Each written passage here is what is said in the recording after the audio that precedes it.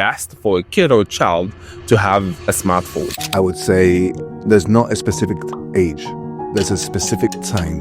I don't think there's no question whether it should be raised differently. The question is, how can we create equal opportunity for them to explore their world? So as a mother, do you think we should raise both boys and girls differently to cater to the difference they have? I was always against this. I said, why? Because as a child, you are conditioning the child to think that way. The girl gets dolls to play with and the boy gets motorbikes and cars. And so he becomes very rugged and he becomes, very sharp. Boys and girls are different. We are wired different emotionally, hormonally. Yes. This is why we find more mechanics as men Okay. and more nurses as women. Because inherently, women are more caring. And my older daughter got a phone at the age of 16. And that's the time I realized that a child has to be mentally prepared to handle. We are joined by two leading and outspoken voices on parenting and societal issues, who have insightful opinions to unpack the challenges of raising children in today's digital era. Welcome to another amazing episode of Fuse with Ken. Yeah, I know it's been a while, but we are back refreshed, refocused, and ready to dive into the conversations that matter. If you have been waiting, thank you. If you're new here, you just caught us at a very powerful time. Either way, I'm grateful you're here. Let's reconnect, reflect, and as always, let's fuse some fire into this mic. Let's go. Today's episode is actually a very special one. I'm going to be having for the very first time on Fuse with Ken two guests to actually discuss topics and subjects that matter. And of course, I want to begin with the lady, of course. So, Dr. Loveena, walk us through, your professional background and led into your experiences on this subject. Thank you, Ken, for having me today. You're welcome. Once again. Okay. It's a pleasure to Nice. serve, Okay. yeah. And I'm a senior psychology lecturer at a university. I'm also a counselor. And I've done I've just recently graduated as a psycho-oncologist. I also Amazing. come from a very strong, positive psychology background. And most important, I'm a parent. And yes, so counseling has been my passion. So in the university, I'm counseling students of all ages, right from 16 to 30. And apart from that, I also counsel students outside and adults. So yes, that's my background. So to Trevor, same question for you. Walk us through your professional background, that fed into your experience in this subject. So it's quite interesting because I actually started my my profession as a personal trainer back 17 years ago. Okay. And what I noticed within that space was that even though my clients were physically getting better, emotionally and psychologically they weren't. They weren't overcoming those, I would say, lifestyle barriers that we often encounter. So I went from being a personal trainer to being a qualified coach, and then I delved naturally into the neuroscience and the psychology of mental health, Oh, that's where I good. did a master's with Warwick University. My profound ambition within the therapeutic space is to understand better the therapeutic alliance, the relationship between the therapist and the patient, rather than what we used to have. It was a British standard. You're there, I'm here. Okay. And it's a divide. I like the connection. I believe it's all about relational. So I pursue that perpetually in my practice now. Amazing. You said something about your work, relationship with patients. Of course, we'll be talking about, that today, about psychology, Of course, the relationship it has on kids, of course, on parents as well. But so, Dr. Loveena, has the internet, changed the way we used to parent? Okay. Has it changed anything if you want to compare to how we were raised? I would say, yes, it has changed drastically because when I was a kid, we were raised very differently because it's a very straightforward parenting. Your parents said something and you just listen to them. You are obedient. You are honest. Playing was amazing because we would just play in the neighborhood, you would be very comfortable with people around you. Neighbors were friendly. There was safe environment. So we didn't go through any kind of fear or parents. Yes, very important. Parents raised us with a lot of authority, and we knew it. When they said no, it was a no. And sometimes it was just a gesture, just looking at us, with that eyes, and we said, no, we can't do anything. Even when they yelled at us, we didn't have some internet like YouTube or a chat GPT, what they have today to go and look for advice. Okay. I'm upset or I'm feeling low, and what are my parents talking about? We weren't like that. But today, things are very different. The internet is now a big part of children's world. And I see from what they watch and what they live is very important. And as parents, I think we have to watch and be intentional about what they're watching, why they're watching, who are their friends. I also feel that at times children at home, but they're so unsafe because you don't know what they're doing inside their room. What are they watching? Who are the friends they're living with or talking to? So I think the digital world has made a lot of impact on mental health. Yeah. And I'm so sure you're in agreement with me because you've been dealing with, adults and children. So that's my take on this. So quickly, let's look at the internet, because oftentimes the internet, people would say that the world is a lot easier now because of the internet, ChatGPT coming in, and of course, artificial intelligence and all of that. And people would say the way we live now is not exactly the way it used to be generations ago, And so, is the internet a blessing or a curse? Looking at how it has affected the way we parent today. I think it's both. It's like a knife. A knife can be used for surgery and it can be used to killing someone. It's both. We can use it as the same tool. What we have is pros and cons, obviously. I come from the relational perspective. I believe that the pros are we get more information, we become more creative, and then there is a sense of community, which is what kids are missing right now. The cons in my world, from my experience, is the detachment from parents and caregivers. The child, to add to what the doc said, I think, yes, the internet has had massive impact on parenting and mental health. However, why is that happening? And without necessarily blaming parents, I blame society as a whole. They don't have the capacity. And like I said, I think it's more of as a parent, we no longer have the skills we used to have. So right. What are those skills that our parents before had that today's parents seem to be missing, actually? I would say it's the ability to be patient with oneself. Okay. Because the world is so hostile. And the skills is the attachment, the being able to care rightly, because there's so much out there that I care for my son, and I'm a father of two. Ryan is 21 in university, and Ella is 18, the same. And I found myself questioning my own parenting skills, and it didn't come from that place of nervous system, I'm going to be relational, rather than let me see what I can find on the online that I can use as a skill set to connect with my child. And the problem that you have is by too much information, too much knowledge, the disconnection happens. But it's more cognitive than relational. Amazing. But as we discuss on the subject further on the show today, while we stick on the internet and, of course, information, you mentioned information that we look at, devices and the phones. Okay. So at what age do you think is appropriate or best for a kid or a child to have a smartphone? That's a very good question. I think it depends on the unique circumstances of the family environment. We can't really say.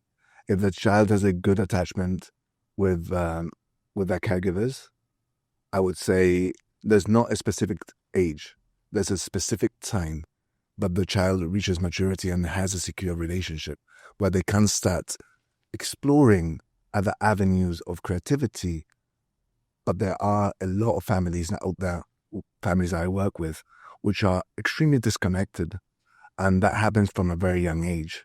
Okay. And it's to add to what I was saying earlier, the reason that happens is I'd much rather give my child an iPad than have to expose my parenting skills. back in my time, I'm sure in your time, I went to a restaurant and my parent had the skills to calm me down, to let me sit there and just eat and contribute to the conversation at the table. Okay. Whereas nowadays, if the child is playing up, instead of using those parenting skills, I will give them an iPad. Okay. Dr. Loveena, when we look at the appropriate age for a child to own a smart device, when do you think it's okay for a child to actually own a device? Your mother, your lecturer, and from your experiences, what would you say could be the appropriate time, to give a child a smart device or a smartphone? So, Trevor is saying it's not just the age, it's the time or when, So for you, what age do you think it's appropriate? That's a very valid question. And I think most of the parents are wrestling with this kind of a question, what age? For me, I must tell you, I gave my children their phone at the age of 16, and my family, my friends would say, are you crazy? I mean, we are in the world because they are the 2000 generation born, right? So Yeah. they need phones and they need gadgets. So I said, no, I know what I'm doing. And my older daughter got a phone at the age of 16. And that's the time I realized that a child has to be mentally prepared to handle, because emotionally, mentally, they have to be prepared to face the world, because it's at the tip of a button that they're getting everything. They can check what they want to. They can, everything, good, bad, everything is on that button. They're carrying it in their pockets at all times. So peer pressure, social media, everything. So research shows that brain development happens, even after 20, 25 is when 30 years. yeah, I get that. someone is really matured. So imagine today's parents are giving their kids phones at the age of 9 and 10, which we are watching, right? Like even if And you don't subscribe to that? no, I would tell you, like one of my friends, she gave her child the child was normal, okay? And I think at the age of 1, the child got a phone just to play, I mean, watching cartoons, and a 1-year-old just sitting and scrolling. At the age of 3, they realized that the child cannot have eye contact. Yeah. The child is not able to communicate the way other children communicate. And that was a concern. So they took the child to the doctor, and the doctor said there are some traces of autism. So you see what is happening with the brain. So the brain develops through the 5 senses, seeing, hearing, tasting, touch. So what is happening to the child? The child is only looking at the screen and not experiencing these 5 senses are not being used. So obviously, this was one of the reasons why the child could not do normal things. But thank the technology and doctors. Now they are working on the child. The child is getting better.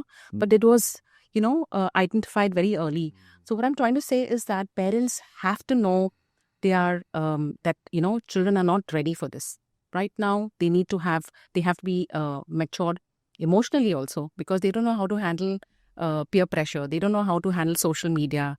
Sometimes, like I said earlier, if they want to get any kind of an answer, they're just going to chat. I have students coming telling me, oh, chat said, I can do this, I can do that. They're getting counseling on chat. Yeah, they are. So can you imagine what's happening to their mind mentally? But if we look at the internet, of course, artificial intelligence, or the information we get online, and you talked about the fact that you got your kids, your daughter, her first phone at 16. Both of them. Trevor, I want you to talk about this. For you, Yes. you used to have 2 kids. Yeah. At what age did you get your kids' first phones? I think that, again, coming back to the information on the internet, we weren't really aware. My daughter's 18, my son is 21. When they got the first device, I think Ryan was 14. And I think Ella was sooner than Ryan, because of changes on society and to add to what you're saying, the peer pressure. The question in this space is, rather than, I come back to the same question, which is, rather than why am I giving the child the phone more? Is why does the child need the phone? From a parent perspective. What am I doing with this phone by handing the child an iPad? What's happening to me? Am I creating safety? And is that safety belongs to me because I can't deal with the child? Where are those skills as parents? Does that make sense? Okay. So even though, yes, the internet has had a massive impact on brain development and how the kids are living nowadays, false expectations, the lack of rupture and repair cycles. The question within this space for me is, what's happened to me as a parent that I feel the need that my child has a phone at the age of 8? What is it? What am I substituting? Does that make sense? Okay, but if you look at kids these days, of course they grow faster, and if you look at what they call the Gen Zs, they call them Gen Zs and the likes, kids from 5, 6, 7, they're very active compared to how it was back in the day. And we as parents, sometimes we have these phones. I even realized that, sometimes parents give their kids their phones just to stop them from crying, just to maybe distract them, and they become addictive, to these devices. And you said something, Dr. Loveena, about, a child of 3 getting addicted to, the phones and all of that. Now, this brings us to the discussion of screen time. So if a kid is using a device and get addicted to that device, at what point do you, create that time and tell the child, okay, you're going to be using that device for 2 hours in a day? How can we as parents, of course, help kids? Because I didn't do that. I'm realizing that, okay, we can actually keep those devices away from these kids. I would encourage parents to do one thing. One of the skill sets I work with parents are going through this sort of issues are engage with the child with the screen time and very slowly replace the screen time with attunement with the child. Create play. Play in this space is vital and very, very important. I come into your space, you have the child, I come into the space, I engage with you, and we do the screen time together. But very gradually and slowly, our relationships takes over the screen time. And the child would want to attune to the nervous system rather than being into the screen time. The time on the screen, even though it's very addictive, I would consider it to be a self-soothing behavior. The child is trying to survive one way or another. Okay. And it's easier for them to connect and to stroll than to connect with another human being. Hence what your friend went through, the disconnection. Yes. And the disconnection came, from my perspective, it came from a lack of security within the relationship between caregiver and the child. And if you want to look at it, the phones or the devices, how can we teach, our kids? And this is for you, Dr. Loveena. How do we teach our kids to be, safe online? And how do we teach them digital boundaries, That's a very valid question. It's teaching a child about safe boundaries is like teaching them to cross the road or teaching them how to talk to a stranger. That's what we do, right? They're small. Don't talk to this. Don't talk to these people. Don't make these are your friends. And this is what you do. So it's very important how we teach them right from the time they are toddlers. And I strongly feel that, it's not all the time, don't do this, don't do that. But telling them why. Because I see most of the parents only say, don't. But why you're not supposed to do it? That's very important. Sitting with them, talking to them about, okay, if you do this, these are the consequences. Tell them the consequences, obviously, because we come with a lot of, we're coming with a lot of our own background, our own challenges. We have faced everything in life. So we have so much of knowledge to give up children. But I think as parents, we are not sharing that relationship. So teaching them about boundaries, I think, is very important. Like, I'll tell you a story about this girl who was 12 years old, and the mother, she was not a policeman, but she would always watch what the girl was doing, with her phone. And she saw this girl getting a, just a message from one of her friends saying that, can you accept my request, friendship request, okay? And the mother happened to ask her, who's this friend? So she's saying, someone from my school wants to make friends with me. So she said, okay, fine. Can we just look at it? Can we discuss? Not with anger, not with fear, but just as a friend. With curiosity. So yes, with curiosity. So when the girl started sharing with the mother, then they came to a conclusion that it was someone who was just having a fake account and trying to make friends with this girl. And then the girl understood that, oh my God, I have to be so careful. And the trust. So there was a trust between the parent and the child. So this is what I feel that parent and children need to develop that trust. A parent does not have to be in a place of control, but I think in a place of collaboration. They need to collaborate with their children. They need to give them that trust, because in future, if something goes wrong, the child can come back to the parent saying that, yes, the last time my mother helped me or my father helped me, and I think I need to get back to them. But today I see this generation, they're all the time hiding. They're all the time doing something with the parents' back, because I think parents are getting very aggressive, or I would say are harsh, are not understanding. Remember that as parents, what we find is we work on a state of reflection. That means that the child's behavior is a reflection of my parenting. Yes, And they work on that basis. absolutely. So it's for a child to be hiding or to be deceitful or misleading, it reflects on them. That's why they become very harsh. Because ultimately it's a deep sense of insecurity that I know I should be doing more as a parent, but I'm not. So when you show up in this particular way, the reflection comes back to me. Yes. I get angry and I project that onto the child. So this is a vicious circle sort of thing.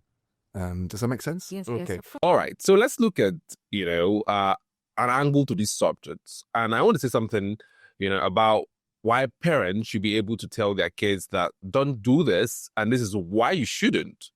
Me personally, growing up as a kid in Africa, my parents did tell me something that don't do this, but they did not tell me why. I could remember my dad, and this is very funny. He told me something. Don't ever touch a girl. If you touch a girl, she gets pregnant. If you touch a girl, she gets pregnant. Your dad was right. Yeah.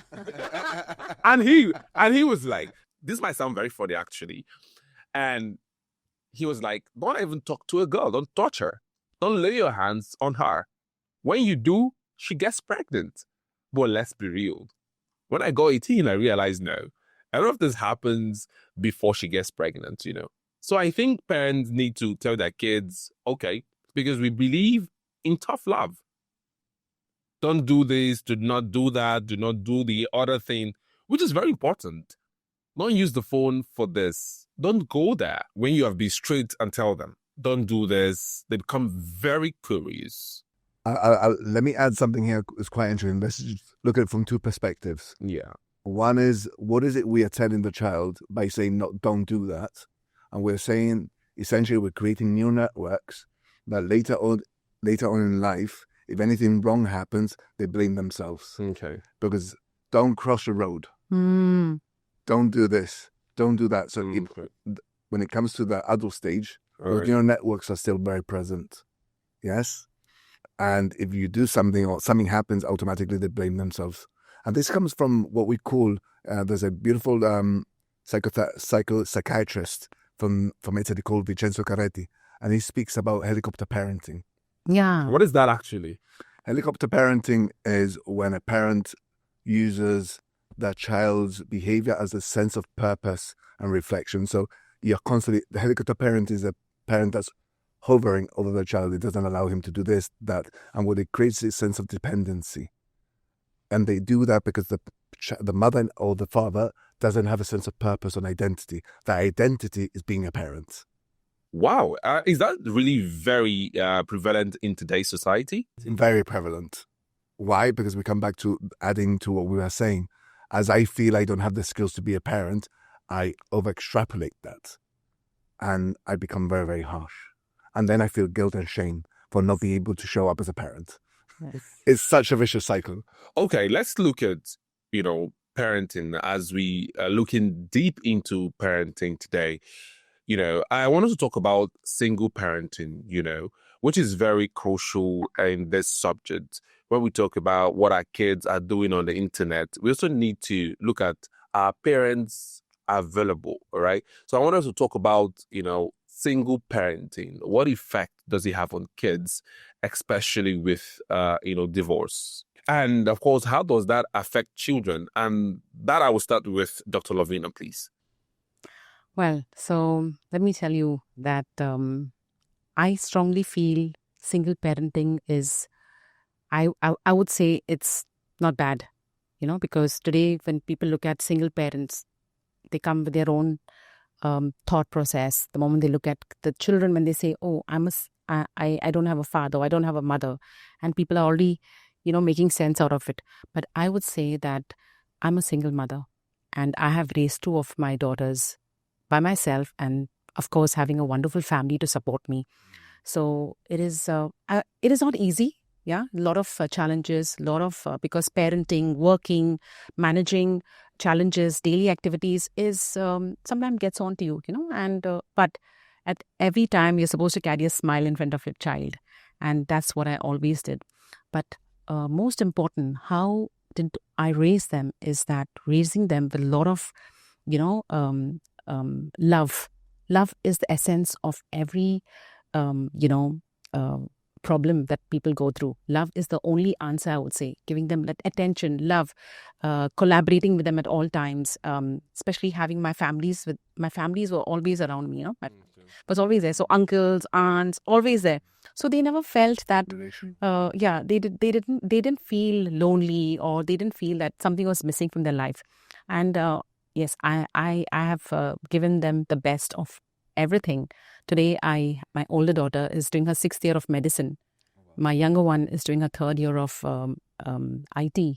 She's into technology. That's quite remarkable, Dr. Loveena. And with all you do, being a fantastic mom, I will call you a super mom, of course, of course. And it's quite apparent, but one would argue that, and of course, I will bring some reports and statistics, to bear on this subject. But let's look at divorce.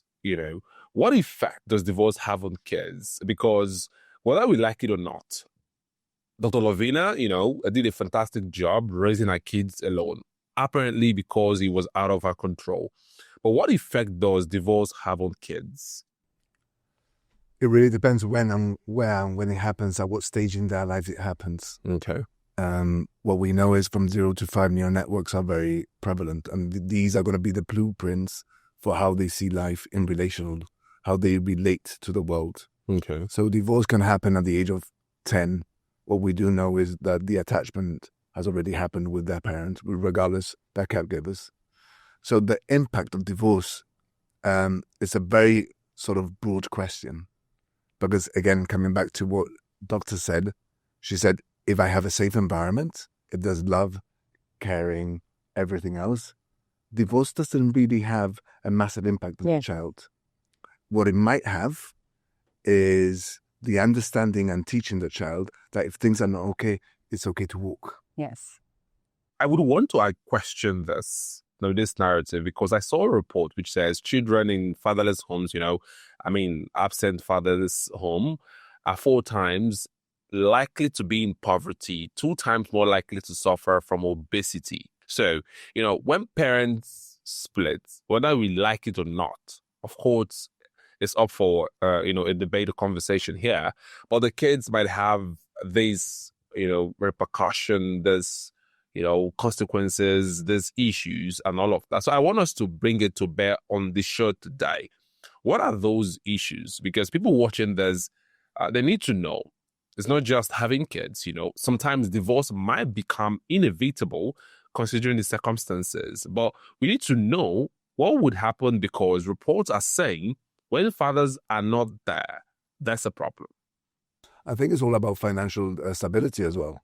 2 parents and 1 parent, the mother is going to be able to support the child at a better state than having 2 parents, which are bringing, particularly nowadays where the world is very hostile and very, very expensive. Okay. So being able to support your family in your case, super mom. She's a super mom. Yes. You've been able to do this. You've got an education. You've got a career. You've been able to follow through. And I'm sure that you've had the support of the family as well. Yes. But when you get a single mom that is unfortunately maybe not working or struggling with her finances, that can be it is very, very hard for them to push a household through.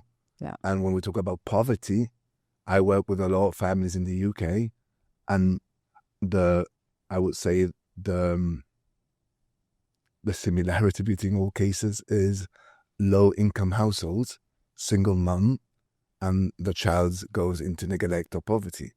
And the reason that happens is because of the financial stability. Yeah. Does that agree. make sense? I completely agree with what he's saying. It's because it's not just about a missing father. It's about the missing support, the support system. And the support system is not there, it gets very difficult. So financially, emotionally, you definitely need a father's support.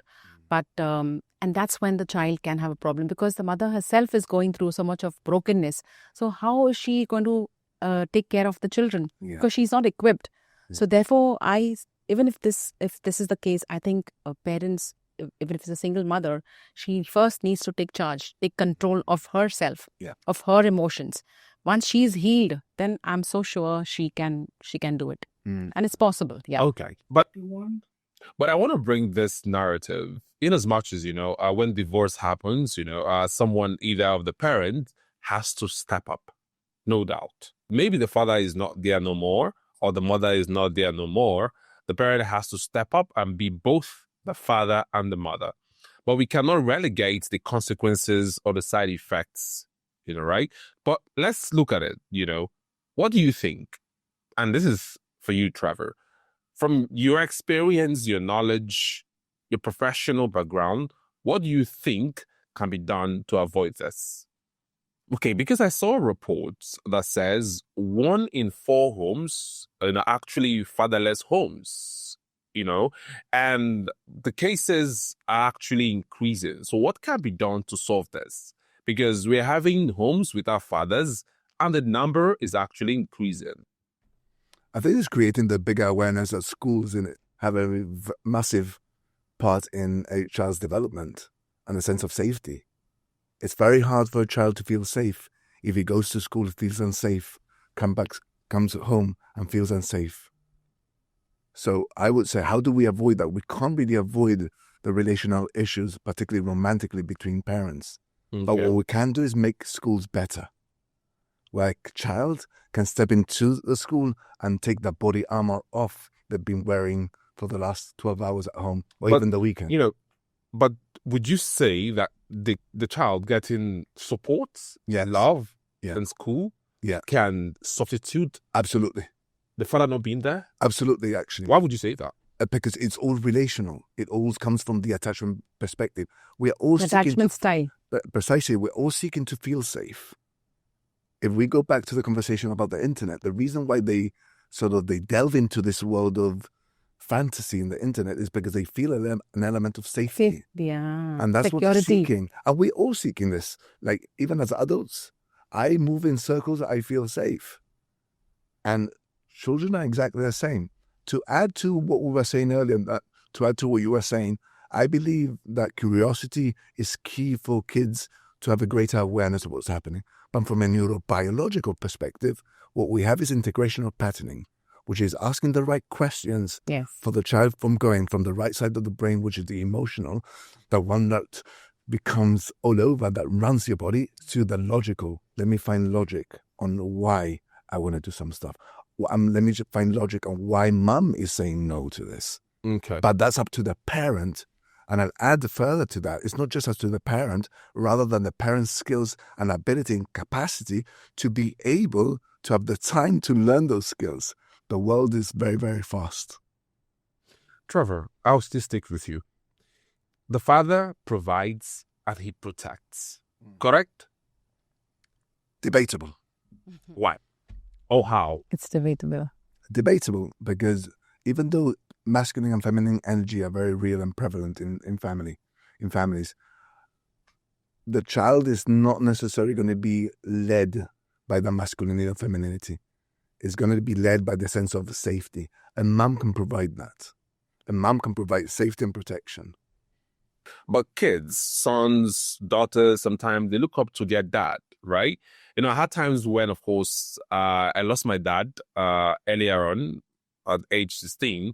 But up till now, there are things I could say, my dad told me this. I still look up to him, Some cases where uncontrollably circumstances, the father is not there, But what I want us to really look at is, should we encourage fathers to be present? Absolutely. Yes. Absolutely. It's necessary. It's necessary from the attachment side perspective. If the child's been brought up in a household with two parents, regardless of the dynamics. Okay. And this is what we fail to understand. The environment can be very, very toxic, but still provide an element of safety to the child. And that's where we have relational issues in the future. However, I do believe to what you're saying, yes, parents are crucial, particularly dads and mums, and they both bring different dynamics. However, I think they both can substitute each other if done from a place of education and love and kindness and safety. And also, particularly from, I would say actually for both parents, they do need the external support, Yes. whether it's one or the other. Yes. Okay. No one can do it. No one can do parenting on their own. And there's a beautiful quote that says, we survive on our own, but we thrive together. And that's very real in parenting. Amazing. So let's look at it. Dr. Loveena, I want us to, use your scenario because we can help emphasize how super you are. Of course, you're a super mom, a super woman, And this is a very personal, question because I saw reports that says teens in fatherless homes are 3 times more likely to abuse drugs and alcohol, and more likely to commit crime. You raised 2 amazing kids doing well in their respective careers. How did you do that? The statistics are for real, okay? But I think parenting definitely makes a difference. How would you raise your children when you know that, okay, fine, I'm all by myself. I need to raise my kids in this wicked world where everything is openly available. How am I going to do this? Like I said, family support, most important. And what I did is that I trained my children to be emotionally strong, mentally strong, and spiritually strong. So at a very young age, they were grounded. They were anchored. I remember my daughter was like 1 year old when, she would pray and she would sit with me. And I ensured I would do that because I know that how is she going to face tomorrow? How is she going to face the challenges when she is not strong mentally, So mental toughness. So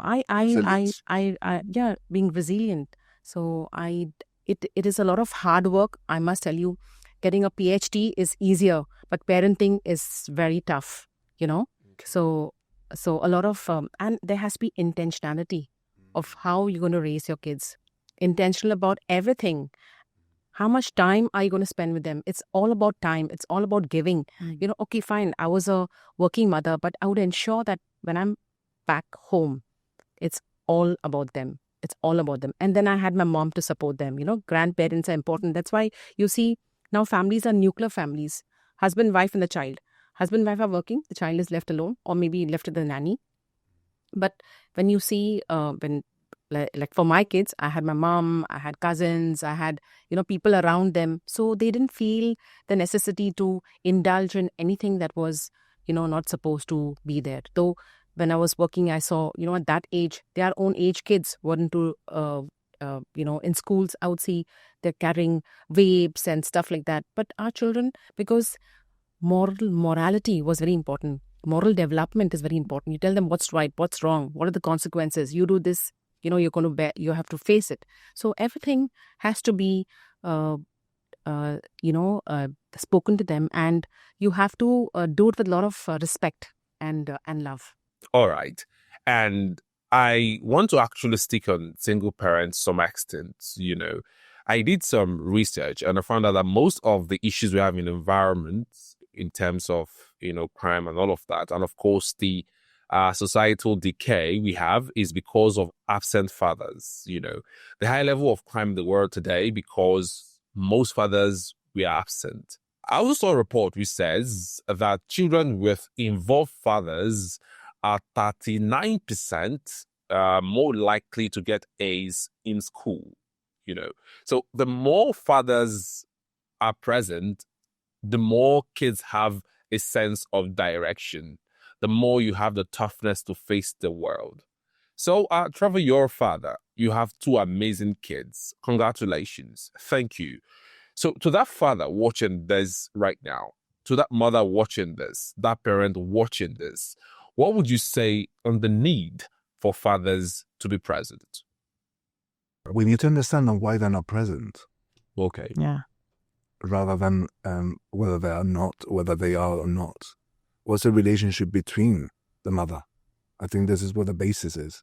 Most of the parents I've worked with, the reason why dad is not involved is because of a lack of relationship between the mother and the father. So we need to understand why the father's not there. So let's say there's a disconnect or disconnection between the father and the mother, okay? Should both parents allow that affect the kid? They shouldn't, but it happens. Why? Because coming back to what the doctor said, mothers struggle emotionally, financially. It's very hard to love when you're in a state of survival. It's very hard to be the right parent when you're in a state of survival. It's very hard to live when you're in a state of survival. You're just surviving. And if we add the pressure of being a parent, I have seen a lot of parents, and there's a dynamic that I've come across a few times where the parent struggles immensely for 15 years. And then after 15 years, they have the capacity to be parents again. And there's a massive disruption in the relationship with their daughters or sons. Why? Because the son doesn't feel safe with them Makes sense. anymore. And it's so powerful because I come in from the perspective of let's rupture and repair this, repair the rupture that's happened in a repair cycle. And kids will say to me, I don't feel safe with their judgment. They haven't been there for the last 15 years. But the reason they haven't been there is because they haven't had the capacity. It's easier for us, coming back to you were saying, it's easier for us to be moral when we have the capacity than we don't. Okay. So to answer your question briefly, how do we stop this happening? I would say creating safe spaces between the parents and making this about the child rather than the sort of animosity. Okay, let's look at this kids, the boy and the girl child, because I realized that apparently they are different. Okay, and this question is for you, Dr. Loveena. Are boys and girls fundamentally, biologically, physiologically, and even neurologically different, and therefore need to, be treated differently and raised, differently? Because let's look at it. Most times people would say in Africa, of course, they say that the way you raise a girl child is different from the way, you raise a boy child. So as a mother, do you think we should raise both boys and girls differently to cater to the difference they have? I would say boys and girls have definitely come with a natural difference, okay? And for instance, how the brain develops. Probably a boy learns his skills faster than a girl. Maybe motor skills or something like that. And the girl probably may learn something before the boy. So I think as parents, we have to treat them with, there has to be equality in what we do. Because they both are children. They both have the same mind. But it's only the gender that's different. Like I always tell people, especially when there are birthday parties, and if it's a girl child, everything that's pink goes to the girl. Everything that's blue goes to the boy. Or the bikes, you give gifts as motorbikes, the toy motorbikes, the guns, and the girl will get doll and, things like that. So I was always against this. I said, why? Because as a child, you are conditioning the child to think that way. The girl gets dolls to play with and the boy gets motorbikes and cars, and so he becomes very rugged and he becomes very sharp. Not that the girl doesn't, but parents are always differentiating how they bring up these children. I've also seen with various cultural backgrounds, girls are treated differently, the boys are given more importance from various culture, because we all live in Dubai and we live in a with the diverse background. So when my students, I see when I'm talking to them, and they tell me, my brother gets so much of importance and I don't get this. So I see that parents do treat their kids like that, but I think they're not supposed to. Okay, Trevor. Now, when we look at treatment, of both the boy and the girl child, we can sit here and talk about the importance attached to either of the genders. But let's look away from that, and look at, how the boy or the girl child should be raised, considering their differences. A boy needs to be, taught how to be a proper gentleman, how to be a man. and a woman needs to be, taught how to be a lady, how to be feminine and all of that. So, because I saw reports online which says that the woman and the man, of course, they are not wired the same way, all right? So, because, of course, the woman is more emotional, So for you being a therapist, I know your experiences and your knowledge. What do you think? Should a boy child be raised differently to cater to the difference compared to that of the girl child? I don't think there's no question whether it should be raised differently. The question is, how can we create equal opportunity for them to explore their world? Yes. Which is different. Inherently, boys and girls are different. We are wired different emotionally, hormonally. Yes. This is why we find more mechanics as men Okay. and more nurses as women. Because inherently, women are more caring. They have that hormonal sort of gauge and ability and measurement, whereas men are not. They don't have their driven by testosterone and adrenaline and da-da-da-da. And these are all the elements within biologically that changes one to the other. Sure. But it's not about raising kids differently. It's about giving them the equal opportunities for them to explore life. And that's where the magic is, I think. It's freedom of choice. You've got the choice to be able to do whatever you want as a child. Lead me. Take me there. As a parent, I see my child. I used to say this to my child all the time. I trust your journey. And a couple of years ago, I asked Ryan, we were in London having lunch, and I said, where do you think I failed as a dad? So sweet. And he looked at me and he was, as he was having his burger, stunned. So, Dad, I didn't come here to have these sort of conversations. Here we go, we're having this conversation. Okay. And he said, well, sometimes I wish you would have been a bit more firm. That you came up with a narrative, I trust your journey as a therapist, you're empathetic, you're compassionate. I said, I wish you would have said, no, this is not what you're doing. Rather than what I used to say, which was, you know what, Ryan, I trust your journey. You know, Ryan, you want to do this? I trust your journey. As long as he was safe. So yeah, that's... I would just like to add to what Ryan said, that, instead of asking, should we raise boys and girls differently, maybe we should ask, what would the child need, or the place they need to be safe in. There we go. That's important, Yeah. and building their confidence, letting them grow, being independent of what they like to do. So I think this should be led with intentionality, and parents have to look at this part of grooming their children and But helping we them. come back to the same thing. I think that's a very valuable point. And to add to it, we go back to the helicopter parent. Yeah. One of the things about life, which is absolutely beautiful, is neuroplasticity. Our brains developed with our environment. How we experience life, how we see life, how we embody the implicit part of it. But if we take the ability for them to be resilient, how do they face life? Yes. Without having the skills to be able to. True. I'm on my own. I find myself in a predicament. What can I do to survive? What is it I can do to make my life better? Rather than creating this dependency as parents. They say, whenever you have something wrong, you call me. Or you create, there's that dependency. And I think life in itself has a massive issue with this right now. And I'm finding a lot of parents, and again, it derives not because they are particularly worried, it's because they are insecure about their parenting skills. And they feel like parenting is overcrowding the child. I agree with what he said. And okay, so as we look at, parenting more on the show today, let's look at the particular subject here, which is very important, because when we started on the show today, we spoke about how, the fact that times have changed, all right? And we now live in a world where there's feminism, of course, active feminism, all right? So let's look at feminism, all right? And of course, I want to begin, with you, Trevor, on this particular angle, all right? So is feminism affecting the way we parent today? It's a question I haven't ever posed that to myself. So let me just take a second to think.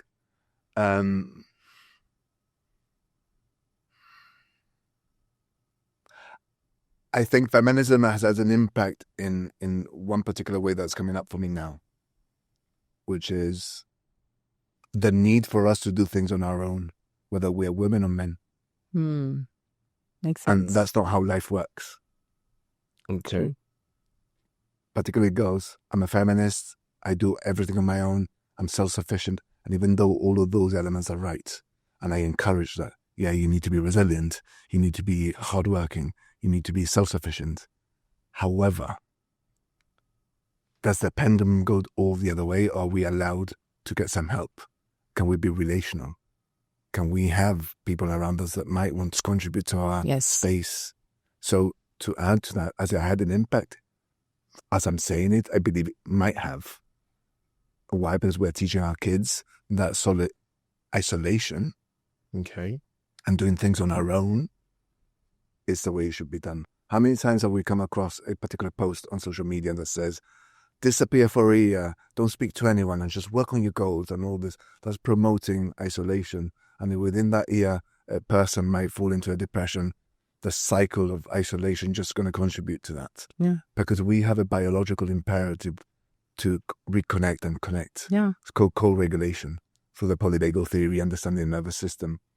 Feminism, from what I'm hearing and what I'm seeing, is disrupting co-regulation. It's disrupting the How? need of needing to support someone else. One of the reasons that we're here, we engage and we feel safe is because our nervous systems are collaborating.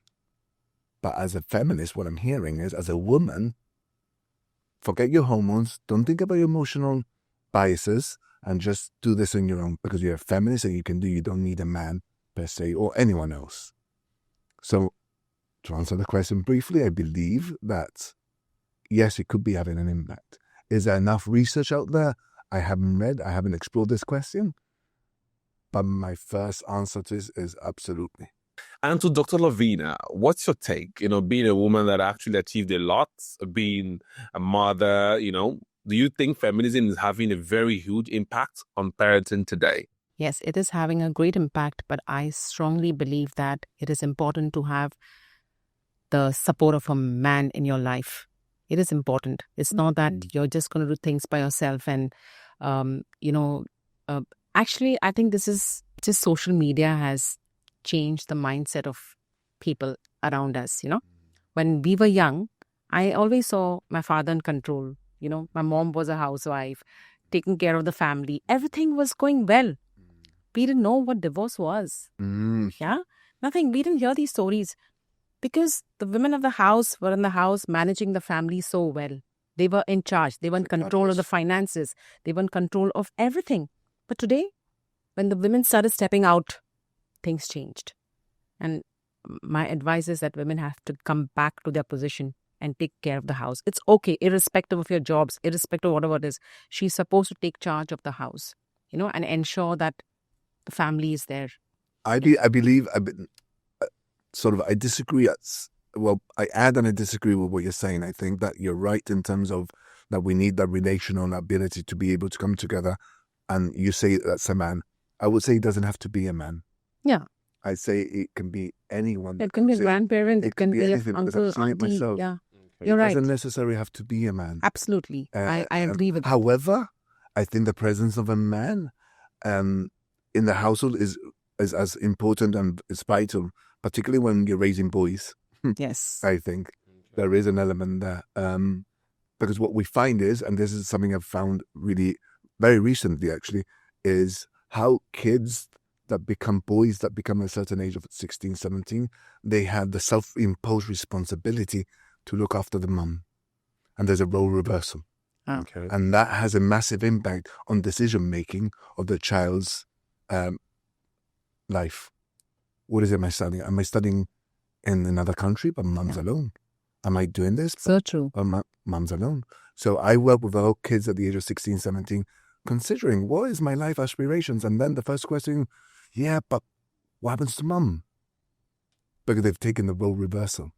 Okay, that's quite interesting to point out here. But as we stick on feminism, the effect on parenting, we live in a world now where, most women are now working, and when they work, they have to spend, more time out. And when the woman is not at home, the man sometimes would have to be there. Probably if the man, is a low income earner, or probably he works remotely. and he has to spend time with the kids. And, I also saw a report as well that says, of course, there's this shaming that happens to men if they actually stay at home fathers, when the man is always at home with the kids and all of that. Women are actually expected to, to give time to their kids, because I saw a report that says from 0 to 3, the kids, they actually need that emotional connection. Now, the economy is making it, very difficult, because if both parents are not working in today's world, it's actually quite difficult to, provide for the family, because you have to be earning quite a lot of money, to be the sole provider in the home. Right. So now women are working, men are working. Sometimes men have to work from home, So what I'm seeing, of course, that, some women are even working more now. Why do you think that women are working more now, I think because, women are exposed to more opportunities now, okay? Back in the day, the opportunities women, had were actually very little. They didn't have the opportunities they have now back in the day. So now a woman can sit toe to toe and get the job done. 20, 30 years ago, it wasn't that way. Okay, now should the professionalism, this career or, related mindset affect women from actually being mothers and actually being present? I believe it does. In coming back to what I've just said, the motivation aspect of it. We are human beings that we're seeking motivation, we're seeking aspirations. Without a purpose, without empowerment, it's very, very hard. So what you find is we are rechanging or rewiring what the purpose of the mother is. A mother that's just had a child back in our day, the purpose was the child. And that fulfilled the element of purpose in her life. Okay. Nowadays, things are different. I've had mothers delivering baby or giving birth, and 3 months later, they're saying they're still, I need to get back to work. And it's not about financially, because financially they're very secure. It's more about the motivation in life and wanting to be part of something bigger. It goes back to the question of identity. Am I a mother? Am I a father? Or am I just part of society in this ladder to build the society, and what does that look like? Okay, that's lovely. Now, I'll come to you, Dr. Loveena, because of how distinguished you are in your career. You've been able to attain your level of success and, of course, also being a mother. Because of feminism, now women are urged to go out, work, get those degrees, chair those companies, and of course lead those teams. And most likely there might be these, deficits, at home in terms of being a wife and of course being a mother, So at some point, if the woman is the one that's out there getting to do a lot of work, the man, of course, will have to take care of the home. That's what the feminists are saying, at least. Okay. So now, as a mother and also someone that's very successful in your career, and this question is very personal. It's a very personal question. Where do you derive more satisfaction? Is it being a successful mother or being successful at your career? I think a successful mother. Why? And I'm so proud of it. Because you're raising a generation who's going to be, headstrong, who's mentally fit, who can, handle challenges. So no point of, working hard, earning all the money and then having your kids going astray, doing what they want to. So I always believed, like even if I also believed my children, I never thought that, even my students, I tell them in school that academically you're going to be doing well, but character building is more important. So my belief is about character building, making them strong so they can face any challenge in life. But we also have women that actually don't want to be mothers. They actually prefer to chase their career. They don't want to. But that's a choice. But that's a choice, and I think we might be misinterpreting what feminism is. A woman that has a career ambition and wants to do well in life doesn't necessarily have to be a feminist. Okay. I think that the definition of feminism for me is women that are choosing not to get the support of others in order for them to grow as individuals. That could be, for me, a right definition in that sense. I don't need the support of a man per se, but a woman that is ambitious, that wants to go and eat the world. Which I encourage us. I've had a lot of clients of mine that are those individuals, but they're not feminists. Yeah. They are just very ambitious. Yes. Yeah. And that's okay too. Okay. I do agree. I can resonate with that. Yeah, absolutely, right? Yeah. And you know, while we look at women being women and being professional, being, you know, very successful, like I did talk about, you know, the toll it takes on raising kids, right? Where they have to go, you know, for having nannies at home and daycare. And let's look at, you know, the effect of daycare or nannies in raising children. So I saw UNICEF Early Childhood Development Report, which notes that, you know, nannies or daycare should not replace parents. But it looks like it is right now. But what we are seeing now is kids spend more time with nannies, you know, and from, you know, your point of view, does that have a ripple effect on how kids are raised today? I wouldn't say it does. It really depends on how it's sort of exercised. I think pre-birth, third trimester to the 0 to 5 years, they're seeking that relational sort of sense of safety, and that is provided by a nanny. As long as it's provided by something or someone, the child will eventually grow up with a secure attachment. Does it replace parenting? I think parenting in itself, because of the hostile environment that we live in, that both parents need to work, we need to find a solution. And nannies have been the solution. Yes. And does it have an impact on the child's upbringing and how they see the world? Possibly, because they've been wired to see parents just working, and that's going to be their blueprint for life. From a secure attachment to the nervous system, whether they feel safe, whether they have that resilience, whether they're able to regulate their own self-regulate. That could come from a nanny. Okay, still on this subject. Now, a child or a kid from 0 to 3, you know, it is said that, of course, we spoke about it earlier on in the show, that child needs emotional regulation. But today, let's look at maternity leaves. You don't get 3 years. And for that, you probably get 6 months, you know, depending, you know, on a lot of things, depending on where you work, companies and parastatals. And now the kid has to spend more time with nannies.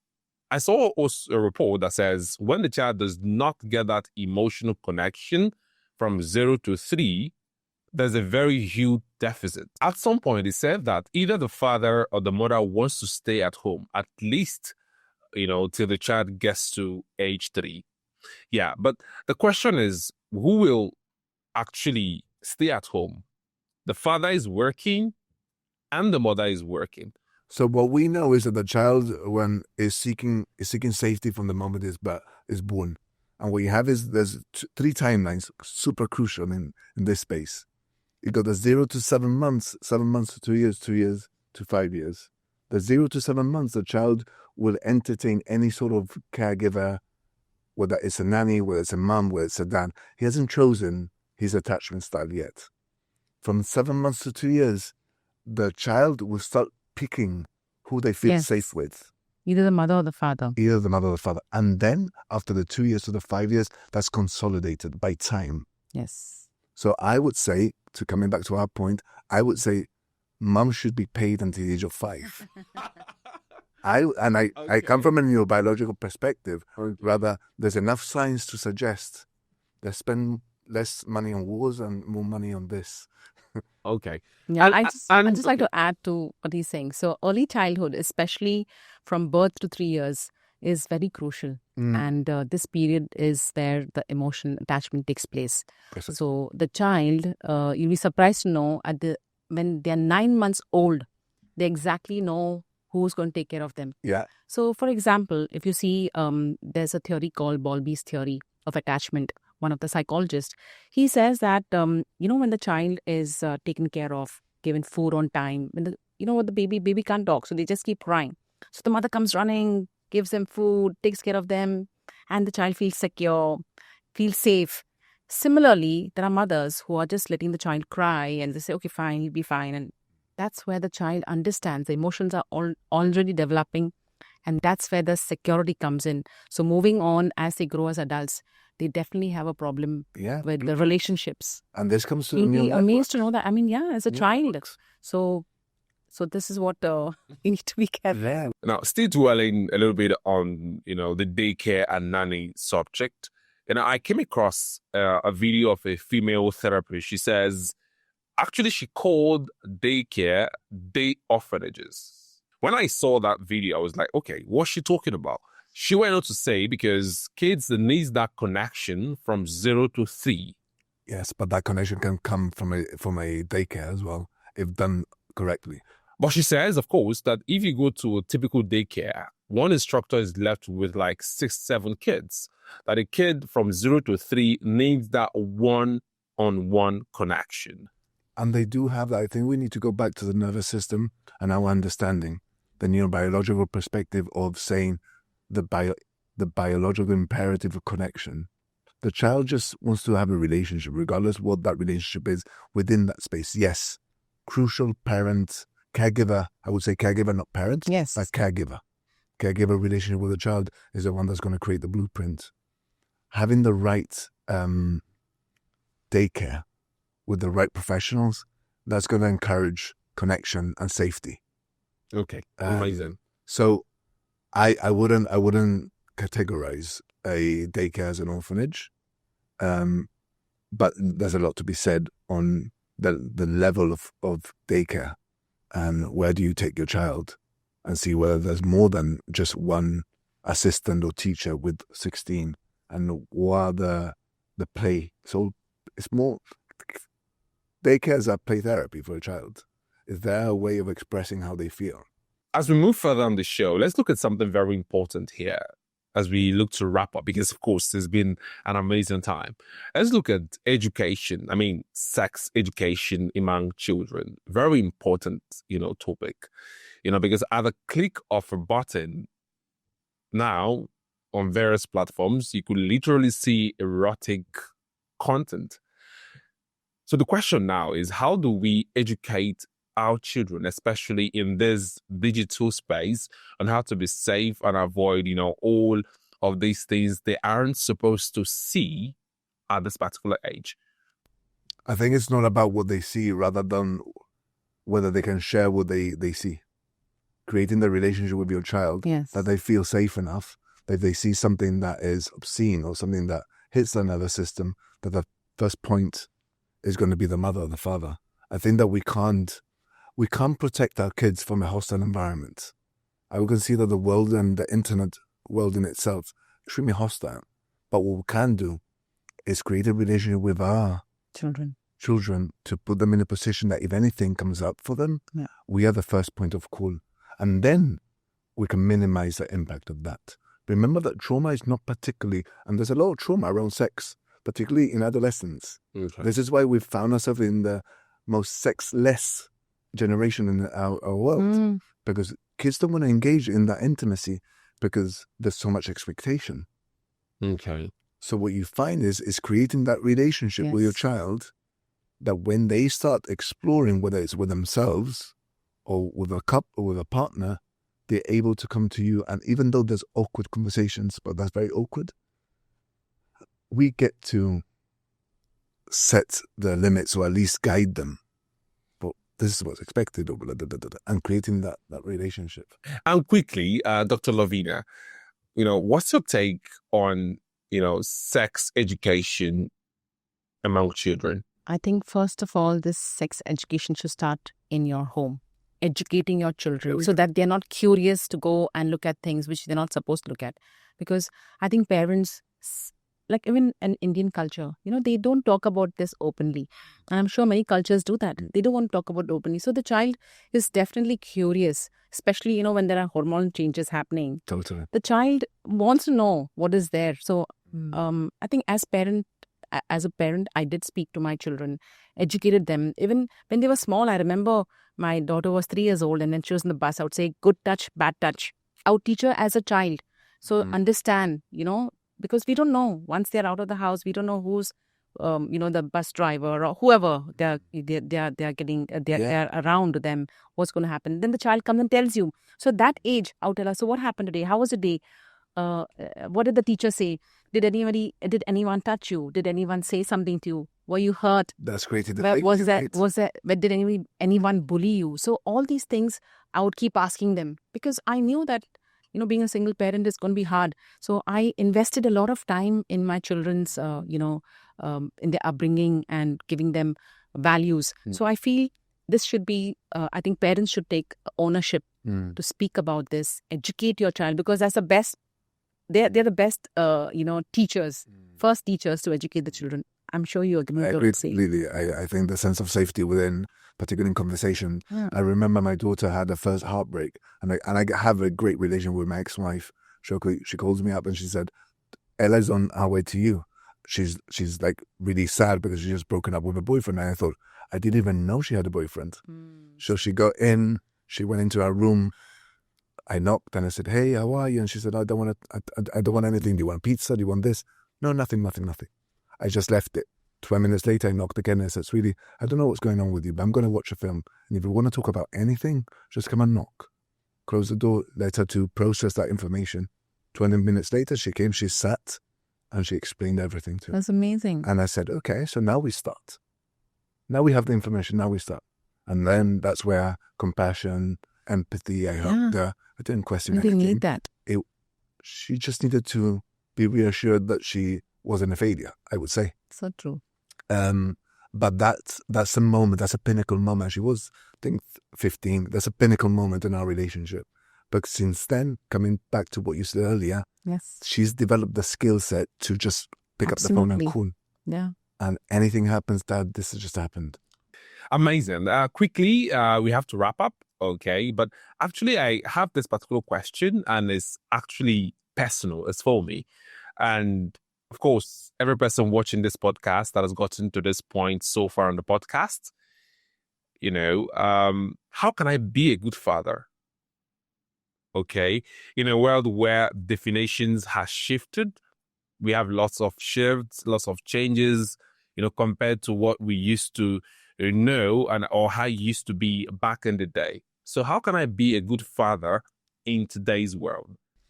That's a very interesting but very simple question, actually. Yeah. To be a good father is our own ability to see ourselves. As a father, the more you know about you, the more you notice whether your reactions towards that child comes from the present moment rather than from historic. If it's hysterical, it's historical, right? And I would say in my world, what's worked for me and what I work with other parents is, in order for you to be a good father, you need to be good with yourself. Amazing. Thank you so much. And I hope anyone watching this got those nuggets. And I think I want to add to this. I really love your question, because just asking this already makes you a good father. Precisely. There we go. Thank you. Yeah. Thank you. So according to me, being a good father doesn't mean having all the answers right. It's about being available, showing up, being there for your children. Consistency is the most important part of our giving to our children. And that's what they're looking for. They're looking for love. They're looking for attention. And, children are so amazing. They're very simple that we have complicated everything for them. All they need is attention, love, validation. But you can only do that if you are in a safe space yourself. Absolutely. It's the kids nowadays are not necessarily asking for time. Yes. They're asking for attunement, for presence. Yes. I'm here with you. Yes. I can feel that. Yeah. All right. Yes. Thank you so much, Trevor, for coming today on the show. I've actually had an amazing time with you. Thank you so much. And of course, thank you so much, Dr. Loveena, for sharing your insight, for sharing your wisdom. Thank you so much for being a super mom. Thank you for all you do. Thank you. Thank you. And thank you so much for you that have actually watched the podcast up till now. You actually super. Thank you for actually sticking with us. And of course, I'll go home tonight and I'll have a very, good night's sleep, because I know we created something very special, something that you actually could watch and get insights from. And of course, thanks for staying tuned with FuseWithKen, because conversations like this matter. And when we start acting on conversations like this, the world becomes a better place. That's it on today's episode of FuseWithKen. Thank you so much for watching. If you have enjoyed today's conversation and what we do here, kindly subscribe, share, and leave a comment, as your support is really appreciated. Thank you so much. Gracias.